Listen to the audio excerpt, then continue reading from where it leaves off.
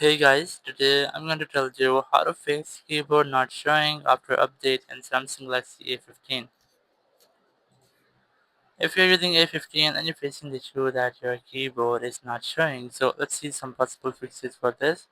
The very first thing you can try to go ahead to your settings app, go to apps, and here click on this sort icon, enable this to show system apps, click OK, click on search, and here to search for keyboard.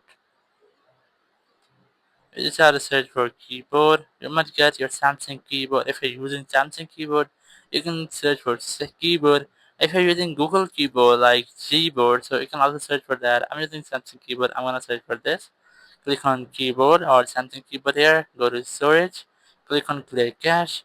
You can also try to clear data, but it will reset all your Samsung keyboard data. Like if you have any vocabulary saved in it, so it will be also delete it, and it will also reset your word preferences. So I'm gonna delete my clear data, or I'm gonna clear my data of my something keyboard.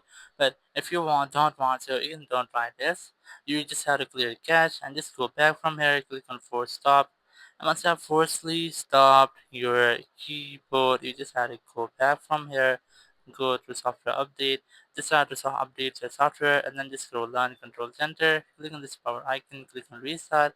Just click on this restart icon again to have a restart with your phone. And once your phone has been restarted, it will fix if there will be any software glitch or any technical error. It might be fixed in this app. So after doing this, you will not get this issue again. Thank you very much for watching the video. Until next video, bye bye.